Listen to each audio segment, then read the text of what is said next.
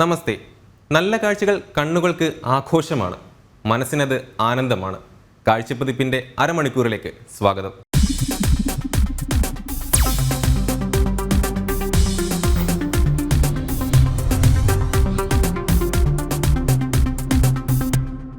നല്ലതിനെ ഒരുമിപ്പിക്കാനുള്ള നിരന്തര ശ്രമങ്ങൾ നമുക്ക് ചുറ്റും അങ്ങിങ്ങായി കാണാം. അത്തരമൊരു കരുതലിൻ്റെ കാഴ്ചയാണ് ഇന്നാദ്യം. ഒരു ആശ്രമമാണ് വേദി. വെറും ആശ്രമമല്ല, നായകൾക്ക് വേണ്ടിയുള്ള ആശ്രമം. പാലക്കാട് പഴമ്പാലക്കോട്ടിലെ സനാതന ആനിമൽസ് ആശ്രമത്തെക്കുറിച്ച് അറിയാം. വൃദ്ധാശ്രമങ്ങളും ബാലാശ്രമങ്ങളും ഒക്കെ നിങ്ങൾ കണ്ടിട്ടുണ്ടാവും. എന്നാൽ നായകൾക്ക് വേണ്ടി ഒരു ആശ്രമം കേൾക്കുമ്പോൾ ഒരു കൗതുകമില്ലേ? വരൂ, പാലക്കാട് പഴമ്പാലക്കോടുള്ള ആ ആശ്രമത്തിൻ്റെ വിശേഷങ്ങൾ കാണാം.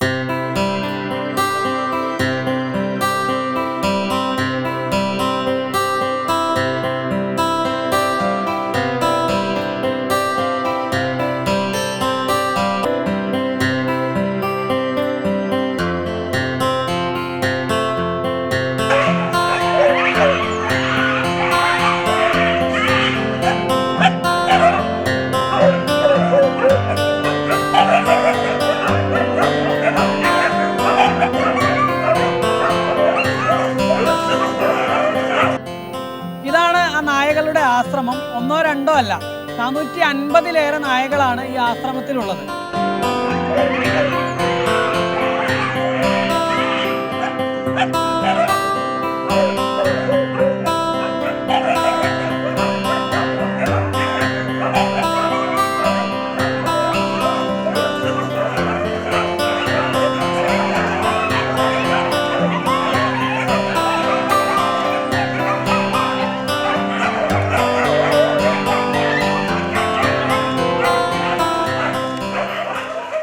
അപകടങ്ങളിൽ കൈയും കാലുമൊക്കെ നഷ്ടമാവുന്ന നായകൾ റോഡരികിൽ നമ്മൾ കണ്ടിട്ടുണ്ടാവും. പുഴുവരിച്ച നിലയിലും മറ്റ് മാറാരോഗങ്ങൾ ബാധിച്ച നിലയിലുമൊക്കെ ഉപേക്ഷിക്കപ്പെട്ട നായകളെ. അത്തരം നായകളെയാണ് ഈ ആശ്രമത്തിൽ എത്തിച്ച് സൂക്ഷിക്കുന്നത്.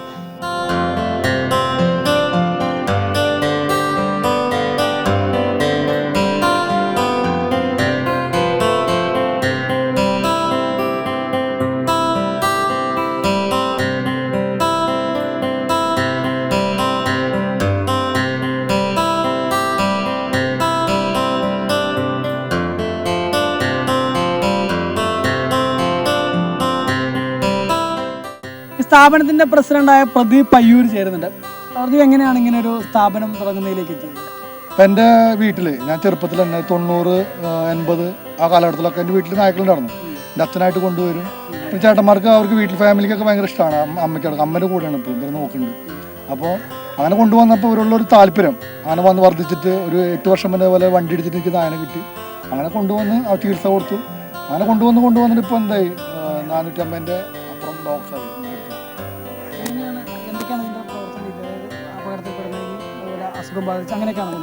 അതെ, അധികം ഈ വണ്ടി ഇടിച്ചിട്ടൊക്കെ റോട്ടിൽ കിടക്കും. അതുപോലെ നട്ടെല്ല് പൊട്ടിയിട്ടും കൈ ഒടിഞ്ഞിട്ടും കാല് ഒടിഞ്ഞിട്ടും മറ്റേ ട്യൂമർ വരും ഇവർക്ക്. അവർ സർജറി ചെയ്യുക. അങ്ങനെ ആൾക്കാർ വിളിക്കും, റോട്ടിലൊക്കെ വണ്ടി ഇടിച്ച് കിടക്കുമ്പോൾ വിളിക്കും. പിന്നെ അതുപോലെ ഈ കുട്ടികളെ കണ്ണുമീഴാത്ത കുട്ടികളെന്നൊക്കെ റോട്ടിൽ കൊണ്ടുവിടും ആൾക്കാർ. റോട്ടിൽ പാടത്ത് പറമ്പിലൊക്കെ ചാക്കിൽ കെട്ടി കൊണ്ടുവിടും. അപ്പോൾ അവരെ കൊണ്ടുവന്ന് നമ്മൾ സംരക്ഷിക്കുകയാണ്. അവർക്ക് ദിവസം വലുതായി കഴിഞ്ഞാൽ ആർക്കെങ്കിലും കൊടുക്കും. അങ്ങനെയൊക്കെ ചെയ്യുന്നുണ്ട്. സഹജീവി സ്നേഹം എന്നുള്ള തരത്തിൽ അത്ര തന്നെ ഉള്ളൂ. നമുക്ക് സഹജീവികൾ താല്പര്യം കൊണ്ടാണ് ചെയ്യണത്. പഞ്ചായത്തിൻ്റെയും സർക്കാരിൻ്റെ ഒക്കെ ഭാഗത്തു നിന്നുള്ള പിന്തുണ എങ്ങനെയാണ്? സർക്കാർ പഞ്ചായത്ത് എന്ന് പറഞ്ഞു കഴിഞ്ഞാൽ സർക്കാർ ഇത് അറിയണമെന്ന് അറിയില്ല. അറിഞ്ഞാലിപ്പോൾ ഇതിനെ ഗവനിക്കില്ല. പഞ്ചായത്തിൻ്റെ ഭാഗത്തുനിന്ന് ഇപ്പോൾ ഏത് പഞ്ചായത്തിൽ ഇപ്പോൾ നിൽക്കുന്ന തരൂർ പഞ്ചായത്താണ്. പഞ്ചായത്തിൻ്റെ ഭാഗത്ത് നമുക്ക് വളരെ ദ്രോഹകരമായിട്ടുള്ള കാര്യങ്ങൾ ചെയ്യാൻ വരുന്നത്. എൻ്റെ 7ാമത്തെ ഷെൽട്ടറാണ്. ഇത്രയും കാലത്തിനുള്ള 7 ഷെൽട്ടറായി. ഈ പഞ്ചായത്ത് വന്നിട്ട് അവിടെ വിഷയം ഉണ്ടാക്കും അവർ. അപ്പോൾ അത് പൊളിക്കാൻ പറയും. അപ്പോൾ പൊളിക്കും. ഒരുപാട് സാമ്പത്തികമായിട്ട് നഷ്ടം വയ്ക്കും പൊളിക്കുമ്പോൾ. ഷെൽട്ടർ പൊളിക്കുമ്പോൾ അറിഞ്ഞുവിടും നമുക്ക്. അപ്പോൾ ഇത് നമ്മൾ 10 കൊല്ലത്തേക്ക് പാട്ടത്തിനെടുത്ത കാരണമാണ് നമ്മളൊരു വിഷയമില്ലാണ്ട് പോണത്. ഇവർ ഓണർ വന്ന് ഭീഷണി കൊടുത്തു, ഓണർ ഒഴിയാൻ പറയും. ഇതിപ്പോൾ 10 കൊല്ലത്തേക്ക് എടുത്ത കാരണം പഞ്ചായത്തിൻ്റെ വിഷയത്തിൽ തന്നെയാണ് ഇരിക്കുന്നത്. ഞാൻ ഒഴിയില്ല എന്ന് പറഞ്ഞിട്ട് നിൽക്കുന്നത്. പ്രശ്നം എന്ന് പറഞ്ഞു കഴിഞ്ഞാൽ ഇവിടെ വീടുകളൊന്നുമില്ല.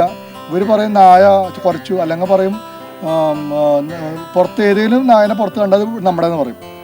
നായ ഇപ്പോൾ റോട്ടിലുണ്ടാവില്ല, തെരുവ് നായ. അത് നമ്മുടേന്ന് പറഞ്ഞിട്ട് അവർ നാട്ടുകാരെ പിരികേറ്റി വിടും. പിന്നെ പ്രസിഡന്റ് വരും, സെക്രട്ടറി വരും, ഇവിടെ ഹെൽത്ത് ഇൻസ്പെക്ടർ വരും. ഇവരൊക്കെ വന്നിട്ട് ഭയങ്കര വിഷയം ഉണ്ടാക്കും. നമ്മളതുകൊണ്ടൊന്നും നമ്മൾ ഒഴിവാക്കാൻ പോകില്ല.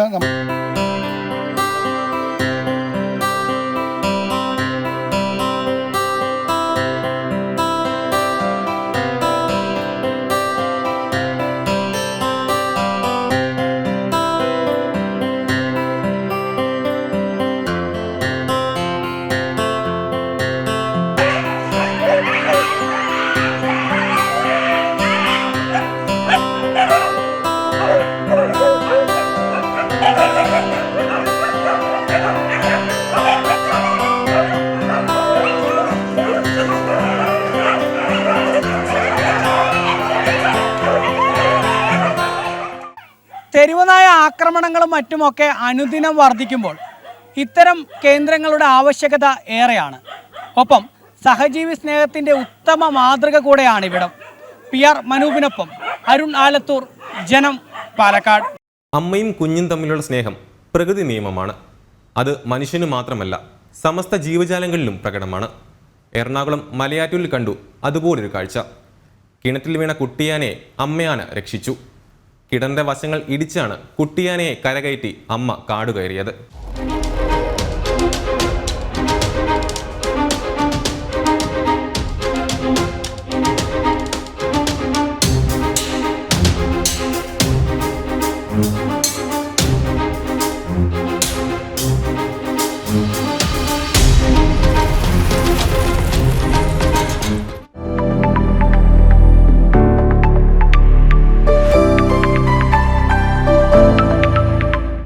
ചുണ്ടൻ വള്ളങ്ങളും വള്ളംകളിയും എല്ലാവർക്കും പരിചിതമാണ്. എന്നാൽ ഓളപ്പരപ്പിൽ ചുണ്ടൻ വള്ളങ്ങളെ കരുത്തോടെ മുന്നോട്ട് നയിക്കുന്ന തുഴകളെക്കുറിച്ച് അധികമാർക്കും അറിയില്ല. അതിൻ്റെ പരിഭവം തുഴ നിർമ്മാണ കലാകാരന്മാർക്കുണ്ട്. സീസൺ ആയതോടെ കോട്ടയം പനച്ചിക്കാടുള്ള വേമ്പനാട് റൂഡർ വർക്ക്സ് തിരക്കിട്ട തയ്യാറെടുപ്പുകളിലാണ്.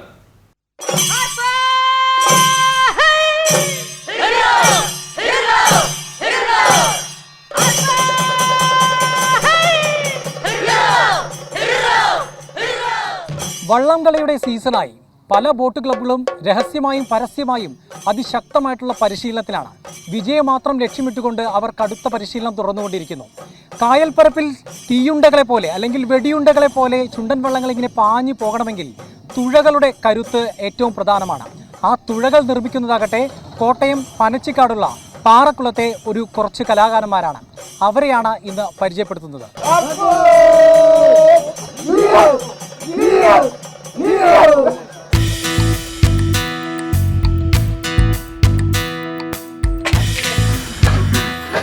കാരിച്ചാൽ, നടുഭാഗം, വീയപുരം തുടങ്ങിയ ചുണ്ടൻ വള്ളങ്ങളെ വള്ളംകളി പ്രേമികൾക്കറിയാം. UBCയും PBCയും പോലുള്ള ബോട്ട് ക്ലബ്ബുകൾ ആരാധകർക്ക് ഒരു ലഹരിയുമാണ്. പക്ഷേ ഇവരുടെയെല്ലാം വിജയക്കുതിപ്പിന് കരുത്തേകുന്നത് നല്ല കൈവഴക്കമുള്ള തുഴകളാണ്. അങ്ങനെ വിവിധ ക്ലബ്ബുകൾക്ക് വേണ്ടിയുള്ള തുഴകളുടെ നിർമ്മാണമാണ് കോട്ടയം പനച്ചിക്കാടുള്ള വേമ്പനാട് റൂഡർ വർക്ക്സിൽ നടക്കുന്നത്. തുഴ നിർമ്മാണത്തിലെ ഏറ്റവും പ്രധാനപ്പെട്ട ഘട്ടം അതിന് ഒത്ത തരത്തിലുള്ള തടി കണ്ടെത്തുക എന്നുള്ളതാണ്. ചൂണ്ടപ്പന എന്ന് വിളിക്കപ്പെടുന്ന ഒരു പ്രത്യേക തരം പന വിഭാഗത്തിൽ നിന്നുള്ള തടിയാണ് ഈ തുഴകൾക്ക് വേണ്ടി ഉപയോഗിക്കുന്നത്. നമ്മോടൊപ്പം ഇപ്പോൾ അദ്ദേഹം ചേരും. എന്താണ് ഈ ചൂണ്ടപ്പന എന്ന് പറയുന്നത്? ചൂണ്ടപ്പന എന്ന് പറയുന്നത് ഈ നമ്മുടെ ഈ പണ്ടൊക്കെ ഇത് ചെത്താനായിട്ട് ഉപയോഗിക്കുമായിരുന്നു. ചെത്തി അതിൻ്റെ കള്ളെടുത്താണ് ഈ പനങ്കള്ളായിട്ട് വിൽക്കുന്നത്. അതിപ്പോഴും ഹൈ റേഞ്ച് സ്ഥലങ്ങളിലൊക്കെ ഉണ്ട്, മിക്ക ഷാപ്പിലും ഉണ്ട്. നമ്മുടെ അടുത്ത ഏരിയയിലൊന്നും ഇല്ലെന്നേ ഉള്ളൂ. അതുപോലെ തന്നെ അതിൻ്റെ തടി കൊണ്ടേ തുഴ നിർമ്മിക്കാൻ പറ്റത്തുള്ളൂ. ഇതാണ് ചൂണ്ടപ്പന എന്ന് പറയുന്ന തടി. ഇതുകൊണ്ടാണ് നമ്മൾ ഈ കളിവള്ളത്തിൻ്റെ തുഴകൾ നിർമ്മിക്കുന്നത്. ഇതിപ്പോൾ ഞങ്ങൾ മുണ്ടക്കയത്തു നിന്ന് വെട്ടിക്കൊണ്ട് വന്നതാണ്. ഇതെല്ലാം ഇതിൻ്റെ തടി മുഴുവൻ ചെത്തികൾ. ഇത് ഏകദേശം ഒരു 1/4 ഇഞ്ച് കനം പോലും വരത്തില്ല. ഈ 1.5 ഇഞ്ച് 2 ഇഞ്ച് കനം നിൽക്കുന്ന സാധനം 1/4 ഇഞ്ച് കനത്തിലാക്കിയാണ് നമ്മൾ തുഴ നിർമ്മിച്ചു കൊടുക്കുന്നത്.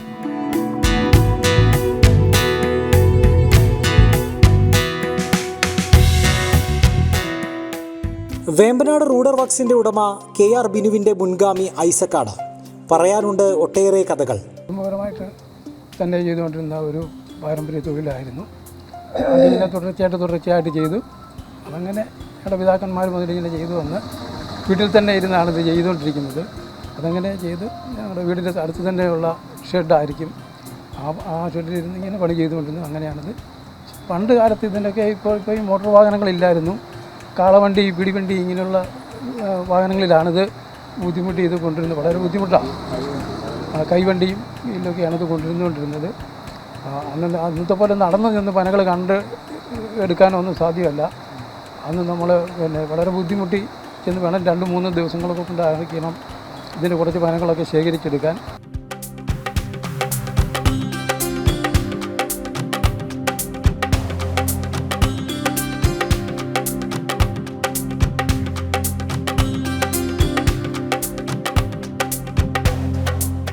വള്ളംകളിയിൽ വർഷം തോറും വാശിയും ആവേശവും അതിരില്ലാതെ ഉയർന്നപ്പോൾ തുഴകളിലും ആ മാറ്റം ഉണ്ടായി. വലുപ്പത്തിലും വീതിയിലും മാറ്റങ്ങൾ പരീക്ഷിച്ച് തുഴക്കാർ കൂടുതൽ കരുത്തരായി. പന വെട്ടിയിട്ട് അവിടെ 4 കഷ്ണമായിട്ട് നമ്മൾ പുളപ്പ് കീറിയിട്ട് അത് ചോറ് കളഞ്ഞ് ഇവിടെ കൊണ്ടുവന്നിട്ട് വള്ളംകളിക്കാരുടെ അളവിന് നമ്മളത് വരച്ച് കീറി മഴുവിനിടിച്ച് കനം കുറച്ച് ചിന്തയിൽ പിടിച്ച് സ്റ്റാൻഡ് അടിച്ച് ഫിനിഷിങ് ആക്കുക. അത് ഏകദേശം ഒരു 4.5 മണിക്കൂർ എടുക്കും ഒരു ചുറ പണി. അത് ഈ വരുന്ന ഓരോരുത്തരും ഓരോ മോഡലാണ് പറയുന്നത്. ചിലവർക്ക് മങ്കൂസ് വേണം, ചിലർക്ക് പത്തിക്ക് നീളക്കുറവ് മതി, ചിലർക്ക് തണ്ടിന് നീളക്കൂട് വേണം. അത് അവരാ പറയുന്നത്. അവർ പറയുന്ന രീതി നമ്മൾ ഉണ്ടാക്കി കൊടുക്കും.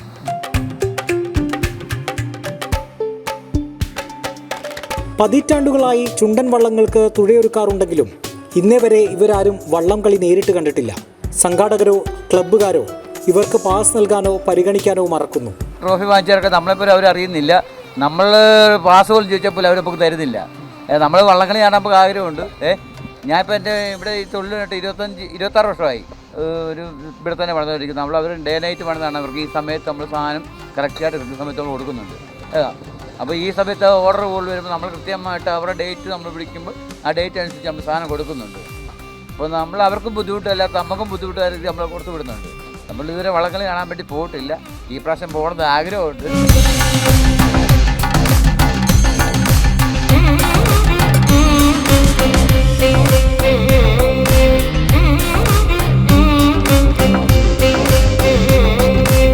വള്ളം കളി ഓരോ വർഷവും ഉഷാറാക്കാൻ ക്ലബ്ബുകാർക്ക് സർക്കാർ സഹായം നൽകാറുണ്ട്.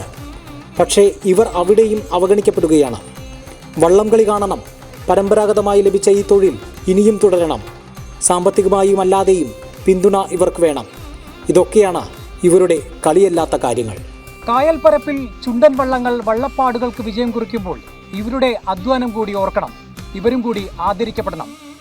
പനച്ചിക്കാട് നിന്ന് ക്യാമറമാൻ മനോജ് വട്ടിയൂർക്കാവിനൊപ്പം മിഥുൻ അയ്യപ്പൻ, ജനം.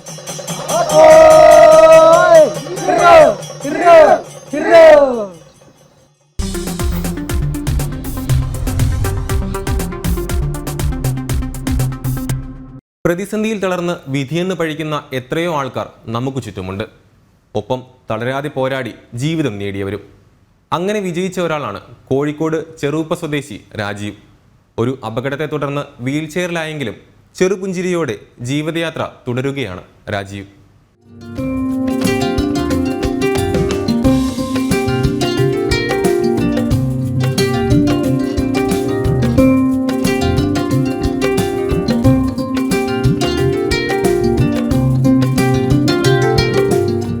മുച്ചക്രവാഹനത്തിലിരുന്ന ജീവിതത്തിന്റെ പ്രത്യാശകളെ സ്വന്തമാക്കുകയാണ് രാജീവ് എന്ന ചെറുപ്പക്കാരൻ. 8 വർഷം മുമ്പ് കെട്ടിട നിർമ്മാണ ജോലിക്കിടയിലുണ്ടായ അപകടം പ്രതീക്ഷകളെ ഇല്ലാതാക്കിയിരുന്നു. എന്നാൽ തളർച്ചയിൽ നിന്നും ചിലർ കൈപിടിച്ചെഴുന്നേൽപ്പിച്ചപ്പോൾ ജീവിതത്തിന്റെ നിറങ്ങളെ കൂടെ കൂട്ടുകയായിരുന്നു. നെറ്റിപ്പട്ടം നിർമ്മിച്ചും കഥകളി രൂപങ്ങൾ തീർത്തും ഈ ചെറുപ്പക്കാരൻ ഉപജീവനമാർഗം കണ്ടെത്തിക്കഴിഞ്ഞു. കലാരൂപങ്ങൾ വാങ്ങാൻ നിരവധി ആവശ്യക്കാരാണ് എത്തുന്നത്. അരക്ക് താഴേക്ക് തളർന്നുപോയി. നട്ടൽ ഓപ്പറേഷൻ ചെയ്ത് മെഡിക്കൽ കോളേജ് കമ്പി ഇട്ടിട്ടുണ്ട്. അതിനുശേഷം പിന്നെ ഒരു വഴിയില്ലാതെ നിൽക്കുമ്പോൾ ജനങ്ങൾ തന്നെ എല്ലാവരും കൂടെ കൂടിയിട്ട് വെല്ലൂർ കൊണ്ടുപോയി വീൽ ചെയറിലാക്കി.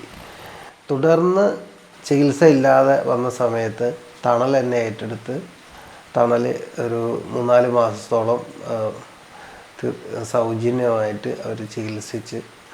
എടുത്ത് പറയേണ്ട കാര്യം, തണലിൽ നിന്ന് കുറേ ആത്മവിശ്വാസം എനിക്ക് കിട്ടി. പുറത്തേക്ക് ഇറങ്ങാനും പിന്നീട് ഇതേപോലെ കലാപരമായിട്ട് മുന്നേറാനുള്ള ഒരുപാട് പ്രചോദനം തണലിൽ നിന്ന് കിട്ടിയതാണ്. ആത്മവിശ്വാസം മതി, എന്തിനേയും നമുക്ക് കീഴടക്കാം. ഈ ജീവിതം അതിന് ഉദാഹരണം തന്നെയാണ്. തണൽ എന്ന ജീവകാരുണ്യ കൂട്ടായ്മയാണ് ജീവിതം തിരികെ തന്നതെന്നും രാജീവ് നന്ദിയോടെ ഓർക്കുന്നു. ഇങ്ങനെ കുറേ സ്വപ്നങ്ങൾ വീൽചെയറിൽ നിന്നും എനിക്ക് സാധിച്ചിട്ടുണ്ട്. എന്നെപ്പോലെ കിടക്കുന്ന ഒരുപാട് സഹോദരങ്ങൾ വീട്ടിൽ നിന്ന് പുറത്തേക്ക് ഇറങ്ങാൻ മടിച്ചിരിക്കുന്ന കാലഘട്ടമാണ്. അപ്പോൾ ഒരിക്കലും നമ്മൾ പരിശ്രമിച്ചാൽ വിജയിക്കുമെന്ന് 100% ഉറപ്പാണ്. അതിൻ്റെ ഒരു തെളിവാണ് ഞാൻ. മിമിക്രിയിലും ഇതിനകം പ്രതിഭ തെളിയിച്ചിട്ടുണ്ട്. ഒരു ടെലിഫിലിമിൽ പ്രധാന വേഷത്തിലെത്തി അഭിനയത്തിലും കഴിവ് തെളിയിച്ചു കഴിഞ്ഞു. പരാതിയും പരിഭവവുമില്ല. ആത്മാഭിമാനത്തോടെ, അതിലേറെ ആത്മവിശ്വാസത്തോടെ രാജീവ് യാത്ര തുടരുകയാണ്, മറ്റുള്ളവർക്ക് വെളിച്ചവും പ്രചോദനവുമായി. ജനം, കോഴിക്കോട്. ഏത് കാലത്ത് കേട്ടാലും ഇഷ്ടപ്പെട്ടു പോകുന്ന പാട്ടുകൾ. തിയേറ്ററിൽ വന്നു പോയപ്പോഴാണ് പലരും പറഞ്ഞത് ഉഗ്രൻ സിനിമയെന്ന്. പിന്നീട് CD-കളിലൂടെ കണ്ട ചിലർ അത് ആവർത്തിച്ചു. പറഞ്ഞു വരുന്നത് സിനിമാ പ്രേമികളുടെ വാഴ്ത്തുപാട്ട് ഏറ്റവും കൂടുതൽ കേട്ട മ്യൂസിക്കൽ ഹൊറർ ത്രില്ലർ ദേവദൂതനെ കുറിച്ചാണ്. ഈ മോഹൻലാൽ ചിത്രം 26 മുതൽ വീണ്ടും തിയേറ്ററുകളിൽ കാണാം.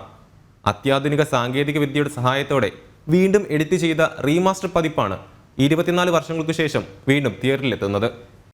ദേവദൂതൻ ഇനി കാണാം 4K ആറ്റ്മോസ് ദൃശ്യശ്രവ്യ മികവിൽ. 2000 ഡിസംബർ 25-നായിരുന്നു രഘുനാഥ് പാലേരിയുടെ തിരക്കഥയിൽ സിയാൻ കൊൽക്കർ നിർമ്മിച്ച് മോഹൻലാൽ സിബിമലയിൽ കൂട്ടുകെട്ടിലൊരുങ്ങിയ ദേവദൂതന്റെ റിലീസ്.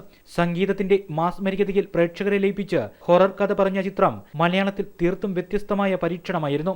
അതുവരെ മലയാള സിനിമാ പ്രേക്ഷകർ കണ്ടുശീലിച്ച കഥാപരിസരങ്ങളിൽ നിന്നുള്ള വ്യത്യസ്തത കൊണ്ടാകാം അന്ന് തിയേറ്ററുകളിൽ ചിത്രം പ്രേക്ഷകർ ഏറ്റെടുത്തില്ല. സാമ്പത്തികമായി വിജയം നേടിയില്ലെങ്കിലും പിന്നീടങ്ങോട്ട് സമൂഹ മാധ്യമങ്ങളുടെ കാലത്ത് ദേവദൂതൻ സിനിമാ പ്രേമികളുടെ ഇഷ്ട ചിത്രമായി മാറി. എല്ലാ തരത്തിലും മികവ് പുലർത്തിയ ചിത്രമായി ദേവദൂതനെ പ്രേക്ഷകർ അംഗീകരിച്ചു. ഇന്ത്യൻ സിനിമയിലെ തന്നെ ഏറ്റവും മികച്ച ഹൊറർ മ്യൂസിക്കൽ ത്രില്ലറുകളുടെ പട്ടികയിൽ ദേവദൂതനും സ്ഥാനം നേടി. ചിത്രത്തിന്റെ റീമാസ്റ്ററിംഗ് പതിപ്പ് റിലീസ് ചെയ്യാൻ അണിയറ പ്രവർത്തകരെ പ്രേരിപ്പിച്ചതും ഈ പ്രേക്ഷക അംഗീകാരം തന്നെ. 1982-83 കാലഘട്ടത്തിൽ ഞാനും രഘുവും കൂടി ഈ സ്ക്രിപ്റ്റ് എഴുതുമ്പോൾ ഏകദേശം 1 വർഷക്കാലം ഞങ്ങൾ ആ സ്ക്രിപ്റ്റിൽ മാത്രം വർക്ക് ചെയ്തിരിക്കുകയായിരുന്നു. അന്ന് സംഭവിക്കാതെ പോയ ആ സിനിമ വീണ്ടും റീവർക്ക് ചെയ്യുമ്പോൾ 2000-ൽ അത് ചെയ്യുമ്പോൾ വീണ്ടും ഞങ്ങൾ 1 വർഷക്കാലം അതിൻ്റെ പുറകിൽ, ഞാൻ എൻ്റെ വീട്ടിൽ എൻ്റെ കുടുംബത്തെ കാണാൻ പോലും പോകാതെ 1 വർഷക്കാലം എറണാകുളത്തെ ഒരു വീടെടുത്ത് താമസിച്ചിട്ട് ഞങ്ങൾ ഈ സ്ക്രിപ്റ്റ് റീവർക്ക് ചെയ്തു. അത്രമാത്രം സമർപ്പണത്തോടെ ഞാൻ ചെയ്ത മറ്റൊരു സിനിമയും ഇല്ല എന്ന് എനിക്കിവിടെ ഉറപ്പിച്ച് പറയാം. ചിത്രത്തിന്റെ റിലീസ് ട്രെയിലർ മോഹൻലാൽ പുറത്തിറക്കി.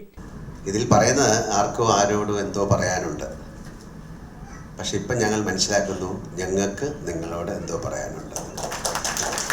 ഈ സിനിമ അത്രയും എനിക്ക് ഏറ്റവും ഇഷ്ടപ്പെട്ടൊരു സിനിമകളിലൊന്നാണ്. ആസ് ആൻ ആക്ടർ ഇപ്പോഴും ഞാൻ ഇടയ്ക്കിരുന്ന് ഇതിൻ്റെ സിനിമകളിലെ പാട്ടുകൾ കാണാറുണ്ട്.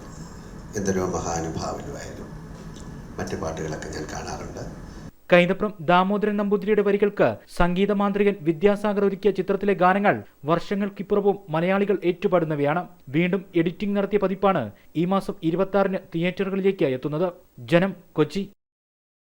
പ്രണയത്തിന്റെയും സ്വപ്നത്തിന്റെയും കാഴ്ചകളുമായി എത്തിയ എൻ ബാരിഷ് എന്ന സംഗീതാവിഷ്കാരം ശ്രദ്ധേയമാവുകയാണ്. മാധവിക്കുട്ടിയുടെ കഥകളെയും കവിതകളെയും പ്രണയിച്ച പെൺകുട്ടിയുടെ ജീവിതം പ്രമേയമായ ആൽബത്തിന് മധുരശബ്ദം പകർന്നത് സിതാര കൃഷ്ണകുമാറും രൂപേഷുമാണ്. ഋഷി പ്രസാദാണ് സംവിധാനം. ചെറുചാറ്റൽ മഴ എന്നെ തൊട്ടുണർത്തി.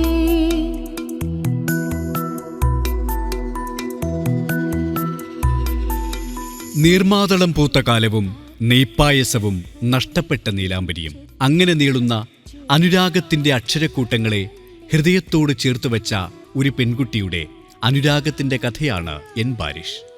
മതിലകം, മാതങ്കി തുടങ്ങിയ സിനിമകൾക്ക് ശേഷം യുവസംവിധായകൻ ഋഷി പ്രസാദ് അണിയിച്ചൊരുക്കിയ സംഗീത ആവിഷ്കാരത്തിന് സിതാരയുടെ ശബ്ദം തന്നെയാണ് അതിമധുരം പകർന്നത്.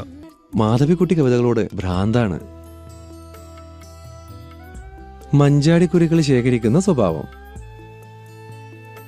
ശ്രീകൃഷ്ണ ഭഗവാന് പീലിത്തുമ്പുകൊണ്ട് പ്രേമലേഖനം എഴുതും അല്ലേ? ഇതൊക്കെ എങ്ങനെ അറിയാം? അതൊക്കെ അറിയാം. ഒന്ന് ചോദിച്ചോട്ടെ, ഞാൻ തന്നെ പ്രേമിച്ചോട്ടെ? പ്രണയം പറഞ്ഞെന്നെ ഇടനെഞ്ചിൽ ചേർത്തവൻ മൃദുമർമരം പോലെ പാടി. പ്രണയം പറഞ്ഞെന്നെ ഇടനെഞ്ചിൽ ചേർത്തവൻ മൃദുമർമരം പോലെ പാടി. ഗസൽപൂക്കളുതിരുന്ന ഹൃദയരോഗങ്ങളിൽ ഗന്ധർവഗീതമായി പെയ്തൊഴിഞ്ഞു നേർത്ത മഴമേഘരാഗം ഒഴിഞ്ഞു വീണു. സുഗുണരാജൻ എഴുതിയ വരികൾക്ക് സോമസുന്ദരമാണ് ഈണം പകർന്നത്. ആരോൺ പ്രൊഡക്ഷൻസിന്റെ ബാനറിലൊരുങ്ങിയ മ്യൂസിക് വീഡിയോയ്ക്ക് ദൃശ്യചാരുത പകർന്നത് തായ് പ്രശാന്താണ്. ഇതാ മാധവിക്കുട്ടിയുടെ ബുക്ക്. മയിൽപ്പി, മഞ്ചാടിക്കുരു. ഇത് വർക്കൗട്ട് ആവും ബാലേട്ടാ. എല്ലാം നിന്റെ അഭിനയം പോലിരിക്കും. ഇന്ന് അവൾ ഇവിടെ വരും. ഭഗവതിയെ മനസ്സിൽ ധ്യാനിച്ച് നീ അഭിനയിക്ക്. ഭദ്ര വീഴും, ഉറപ്പ്.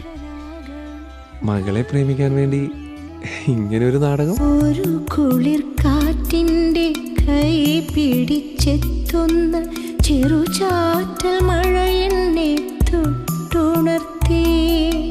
സാന്ധ്യരാഗങ്ങളിൽ മാരിവിൽ ചേല പോൽ മഴനൂലൊരുക്കുന്നൊരിന്ദ്രജാലം, സപ്തവർണ്ണാഭ പടരുന്നൊരിന്ദ്രജാലം. നിരഞ്ജൻ, സുനിത ധൻരാജ്, ശുഭ ശ്രീധർ, KP സുരേഷ് കുമാർ എന്നിവരാണ് പ്രധാന വേഷത്തിൽ.